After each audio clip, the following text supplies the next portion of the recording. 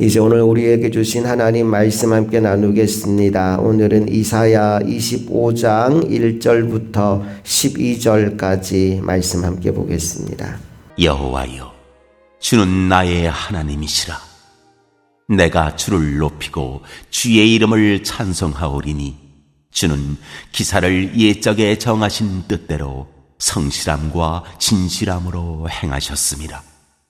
주께서 성읍을 돌무더기로 만드시며 견고한 성읍을 황폐하게 하시며 외인의 궁성을 성읍이 되지 못하게 하사 영원히 건설되지 못하게 하셨으므로 강한 민족이 주를 영화롭게 하며 포악한 나라들의 성읍이 주를 경외하리이다. 주는 포악자의 기세가 성벽을 치는 폭풍과 같을 때에 빈궁한 자의 요새이시며 환난당한 가난한 자의 요새이시며 폭풍 중에 피난처시며 폭양을 피하는 그늘이 되셨사오니 마른 땅에 폭양을 제함같이 주께서 이방인의 소란을 그치게 하시며 폭양을 구름으로 가림같이 포악한 자의 노래를 낮추시리이다.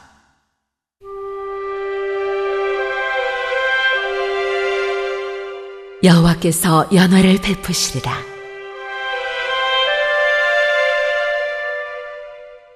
만군의 여호와께서 이 산에서 만민을 위하여 기름진 것과 오래 저장하였던 포도주로 연회를 베푸시리니 곧 골수가 가득한 기름진 것과 오래 저장하였던 맑은 포도주로 하실 것이며 또 이 산에서 모든 민족의 얼굴을 가린 가리개와 열방 위에 덮인 덮개를 제하시며 사망을 영원히 멸하실 것이라.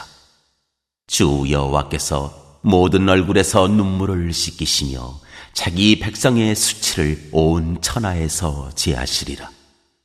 여호와께서 이같이 말씀하셨느니라.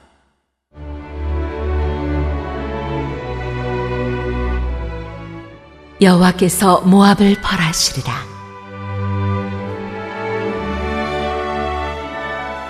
그날에 말하기를 이는 우리의 하나님이시라. 우리가 그를 기다렸으니 그가 우리를 구원하시리로다. 이는 여호와시라. 우리가 그를 기다렸으니 우리는 그의 구원을 기뻐하며 즐거워하리라 할 것이며 여호와의 손이 이 산에 나타나시리니 모압이 거름물 속에서 초계가 밟힘같이 자기 처소에서 밟힐 것인즉 그가 헤엄치는 자가 헤엄치려고 손을 펴같이 그 속에서 그의 손을 펼 것이나 여호와께서 그의 교만으로 인하여 그 손이 능숙함에도 불구하고 그를 누르실 것이라. 내 성벽에 높은 요새를 헐어 땅에 내리시되 진토에 미치게 하시리라.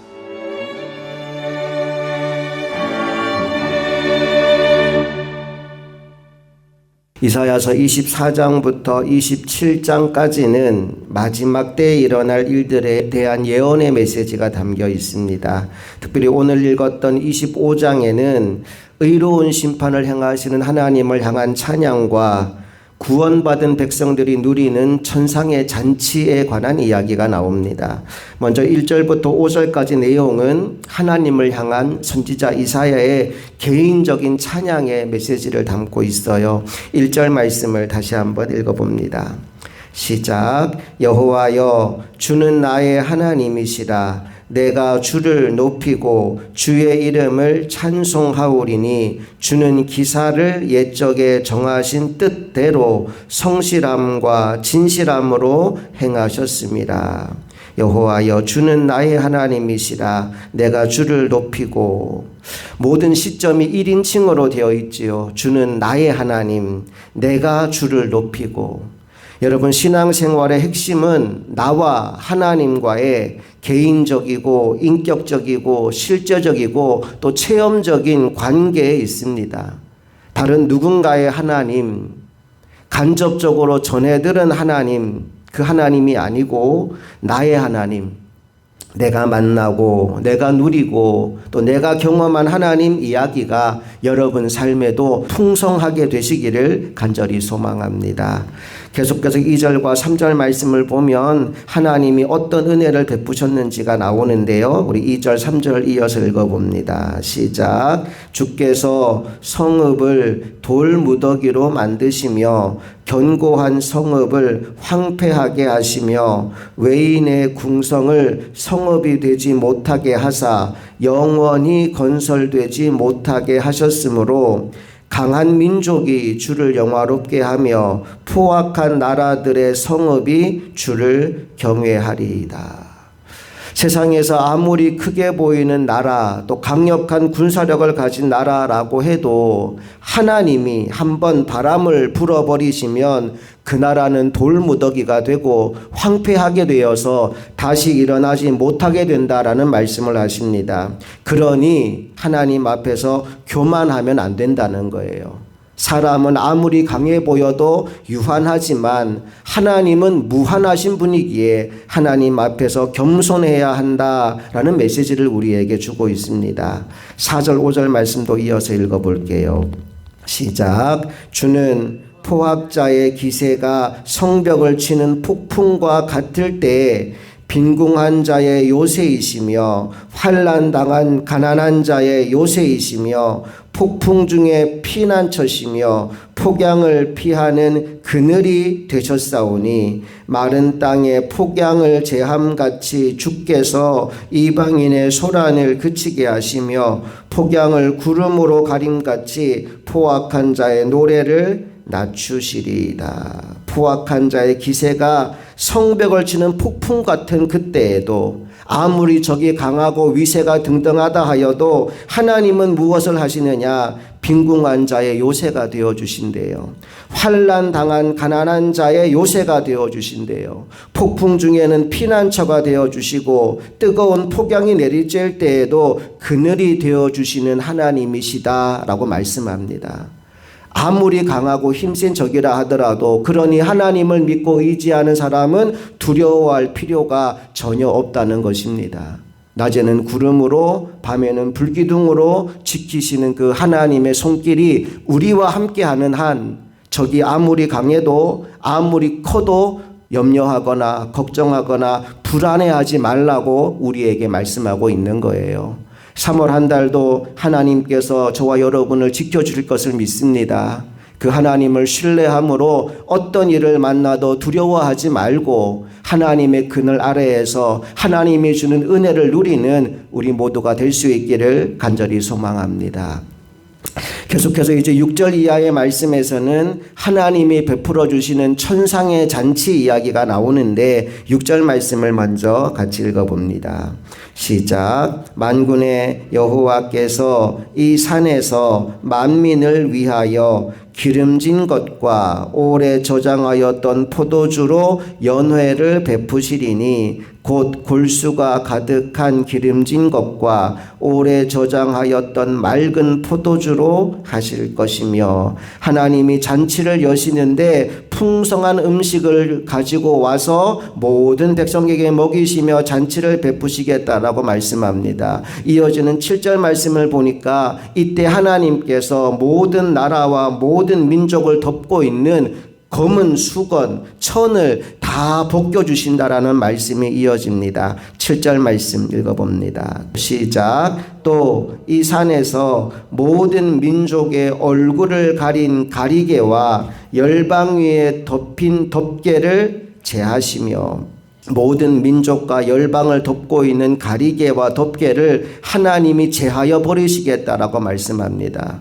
한번 생각해 보세요. 내 앞에 뭔가가 가리개가 가리워져 있으면 앞을 분간할 수 없겠죠. 여기서 특별히 모든 민족을 가리고 있는 이 가리개는 하나님과 우리 사이를 가로막고 있는 장애물을 의미합니다. 이제 그날에 하나님께서 하나님과 우리 사이를 가로막고 있던 모든 장애물들을 말끔하게 걷어내 주시겠다라고 말씀하는 거예요. 그러니 이제는 하나님과 우리 사이에 막힘이 없는 교제와 소통이 이루어지게 된다는 거죠. 이 한 주간 여러분의 삶 가운데 이런 일들이 일어나게 되기를 소망합니다. 하나님과 나 사이를 가로막고 있던 가리개가 다 사라지고 하나님과 정말 막힘이 없는 소통이 이루어지는 이 한 주간 될 수 있기를 간절히 소망합니다. 계속해서 8절 말씀 다 같이 읽어볼게요. 시작. 사망을 영원히 멸하실 것이라. 주 여호와께서 모든 얼굴에서 눈물을 씻기시며 자기 백성의 수치를 온 천하에서 제하시리라. 여호와께서 이같이 말씀하셨느니라. 아멘. 사망을 영원히 멸하신다라고 말씀이 시작돼요. 하나님께서 이제 사망을 영원히 종식시키겠다라고 말씀하는 거예요. 여러분, 사망이 완전히 사라지면 우리에게 뭐가 오느냐? 영원한 구원이 오는 겁니다. 최종적인 구원이 완성되는 그날은 사망이 영원히 종식되는 날입니다. 새하늘과 새 땅이 우리에게 오고 그 영광의 나라에서 우리가 살아가는 이 영생의 삶이 시작되게 할 것이다 라고 말씀하는 거죠. 그러니 구원받은 백성들은 기뻐하며 즐거워하며 주님을 찬양하는 게 당연한 일입니다. 9절 말씀 시작. 그날에 말하기를 이는 우리의 하나님이시라. 우리가 그를 기다렸으니 그가 우리를 구원하시리로다. 이는 여호와시라. 우리가 그를 기다렸으니 우리는 그의 구원을 기뻐하며 즐거워하리라 할 것이며. 우리가 뭐 했다고요? 우리가 그를 기다렸대요. 여러분, 조급해하지 않으시기를 축복합니다. 내가 원하는 대로, 내가 기대하는 대로 뭔가 바로 이루어지지 않는다고 해서 염려하지 않으시기를 축복합니다. 우리가 할 일은 기다리는 거예요. 창세기 12장에 보면 아브라함이 하나님의 말씀을 듣고 본토 친척 아버지 집을 떠나서 가나안 땅으로 가는 이야기가 나옵니다. 그런데 창세기 12장 여러분 읽어보면 아시겠지만 12장에 두 가지 사건이 나옵니다. 첫 번째 사건은 뭐냐 하면 아브라함이 하나님의 말씀을 듣고 순종하여 가나안 땅까지 가는 게 첫 번째 이야기입니다. 두 번째 이야기는 뭐냐 하면 그 땅에 기근이 들어서 아브라함이 애굽으로 내려가는 이야기가 나와요. 그런데 애굽으로 내려갈 때 아브라함의 마음속에 두려움이 있어요. 어떤 두려움일까요? 내 아내가 너무 이뻐요. 애굽 사람들이 내 부인이 이쁘다고 뺏어가고 나는 죽일까 봐 두려움이 생겼어요. 그래서 아내와 짜고 뭐라고 얘기하느냐? 이제부터 너는 나의 누이라고 해라. 내 부인이라고 하면 너도 죽고 나도 죽는다. 그러니까 내 누이라고 해라. 거짓말하고 들어갔어요. 그런데 진짜 그 일이 벌어진 거예요. 하나님이 나를 인도해 주셨는데 가나안 땅에서 먹고 살게 해줄 것이라고 하는 생각을 아브라함이 했어야 맞죠. 기근이 찾아왔을 때 아브라함이 뭘 해야 되는 거냐 하면 하나님이 인도하셨고 이 자리로 이끌어 오셨다면 하나님 어떻게 하든 나 먹여 살려 주실 거야. 그 믿음이 있었다면 아브라함은 뭐 했을까요? 기다렸을 거예요. 기다리다 보면 하나님이 엘리야에게 까마귀를 보내서 떡을 물어준 것처럼 떡을 물어줄 수도 있는 것이고 모세에게 반석에서 샘물이 터지게 했던 것처럼 반석에서 샘물이 터지는 일을 경험하게 해줄 수도 있어요. 무슨 말이냐? 하나님을 믿고 신뢰했다면 하나님의 기적을 경험했을 거라고요. 그런데 아브라함의 마음속에 의심이 생긴 거예요. 내가 하나님 말씀 듣고 가나안 땅까지 왔는데 이 하나님 정말 살아계신 하나님 맞나? 그 말씀 듣고 왔는데 왜 내게 젖과 꿀이 흐르는 가나안 땅이 아니라 기근이 찾아오지? 나 어떻게 살아야 돼? 하나님에 대한 의심이 생기니까 곧바로 하나님께 물어보지도 않고 애굽으로 내려간 거예요. 애굽에 내려가서도 마찬가지죠. 하나님께 물어보고 하나님 어떻게 할까요? 하나님과 대화할 생각 안 하고 내 생각대로 뭔가를 하려고 하니까 두려움이 임하고 그 두려움 때문에 자기 부인을 빼앗기는 기가 막힌 일이 벌어지더라는 겁니다. 우리 인생 가운데 정말로 필요한 일이 있다면 하나님을 신뢰하는 겁니다. 그리고 하나님을 신뢰하기 때문에 어떤 상황 가운데서도 하나님이 주시는 평안함을 누려야 됩니다. 그 반대의 현상이 의심과 두려움이에요.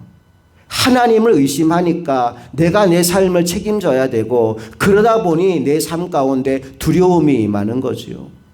여러분, 의심과 두려움으로 살아가는 인생이 아니라 하나님을 믿는 믿음으로 확신 가운데 담대하게 주님 주시는 평안함을 누리며 살아가는 하나님의 종들이 다 될 수 있기를 간절히 소망합니다. 기다리는 사람에게 하나님의 구원이 임합니다. 이는 우리의 하나님이시라.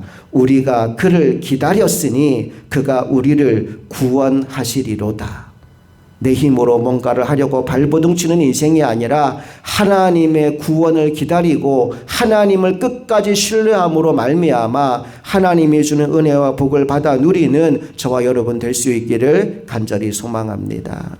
이제 오늘 보면 마지막 10절 이하의 말씀에 보면, 그날 구원받은 백성은 기뻐 하나님을 찬양하겠지만 그날이 괴로움의 날이 되는 이들이 있을 것이다 라는 말씀이 나옵니다. 바로 모압으로 대변되는 믿음의 자리 건너편에 서 있는 사람들인데요. 그들이 어떤 일을 당하게 될지 11절 말씀 다 같이 읽어봅니다. 시작. 그가 헤엄치는 자가 헤엄치려고 손을 켬같이 그 속에서 그의 손을 펼 것이나 여호와께서 그의 교만으로 인하여 그 손이 능숙함에도 불구하고 그를 누르실 것이라. 자, 한번 박태환 선수를 여러분 떠올려 보세요. 수영 굉장히 잘해요. 여기 보니까 그 손이 능숙함에도 불구하고 라는 말은 수영을 기가 막히게 잘하는 사람이라는 얘기를 지금 하는 거예요. 수영을 너무너무 잘하는 사람이 헤엄을 치려고 손을 쫙 뻗었대요. 그가 헤엄치는 자가 헤엄치려고 손을 편같이 그 속에서 그의 손을 펼 것이나 그랬어요. 수영 너무너무 잘하는 수영에 능숙한 사람이 수영 한번 해보겠다고 팔을 쫙 뻗었는데 하나님이 뭐 하신대요? 여호와께서 그의 교만으로 인하여 그 손에 능숙함에도 불구하고 그를 누르실 것이라. 하나님이 누르고 있대요. 수영을 기가 막히게 잘하는 수영 선수가 이제 나 수영해 보겠다라고 팔을 쫙 뻗었는데 하나님이 위에서 누르고 있대요. 그러면 앞으로 나가요? 못 나가요? 못 나가는 거예요. 내 힘과 내 능숙함과 나의 잘남만을 의지하고 살아가는 교만한 자들에게 하나님 주시는 말씀이에요. 네가 아무리 네 힘으로 헤엄쳐 보려고 손을 뻗어보지만 하나님이 너를 누르고 있음으로 말미암아 너는 한 발짝도 앞으로 나가지 못한다. 여러분, 이 영적인 비밀을 여러분 아셔야 됩니다. 내가 모든 것을 다 갖추고 모든 능력이 다 있다고 해서 무조건 잘 되는 게 아니라는 거예요. 하나님이 누르고 있으면 한 발자국도 앞으로 나가지 못하는 게 우리 인생이고, 내게 아무것도 없다 할지라도 하나님만 기다리고 하나님만 소망하고 살아갈 때 하나님은 영원한 구원을 우리에게 선물로 주신다라는 메시지를 오늘 이사야서 25장을 통해 우리에게 주고 계시는 것입니다. 오늘 이 하루도 그리고 우리 남은 평생 그 하나님만 신뢰하고 하나님의 날만 기다리고 살아가는 하나님의 종들 되기를 원합니다. 날마다 순간마다 나와 함께 하신 하나님, 내게 말씀하신 하나님, 내게 은혜 베푸신 하나님을 오늘 이사야가 했던 것처럼 1인칭으로 찬양하며 그 하나님과 개인적이고 친밀한 교제 속에 살아가는 하나님의 종들이 다 되실 수 있기를 주님 이름으로 축복합니다. 함께 기도하시겠습니다. 좋으신 아버지 하나님, 은혜와 사랑을 감사드립니다. 오늘도 우리에게 귀한 말씀을 주시니 감사합니다. 이 땅에 사는 동안 우리가 해야 될 것, 나를 믿고 교만하여 내 생각대로 무언가를 하려고 발버둥치는 것이 아니라 하나님을 신뢰함으로 하나님의 때를 기다리며 하나님 안에 거하는 하나님의 종들 되게 하여 주시옵소서. 내가 무엇을 할 수 있다는 착각과 교만함에 빠지지 않게 하여 주시고, 무엇을 하든 어디에 가든 하나님께 묻고 하나님의 말씀을 듣고 그대로 순종하여 하나님이 주시는 은혜와 복을 누리는 하나님의 사람 되기를 간절히 소망하며 우리 주 예수 그리스도의 이름으로 기도합니다. 아멘.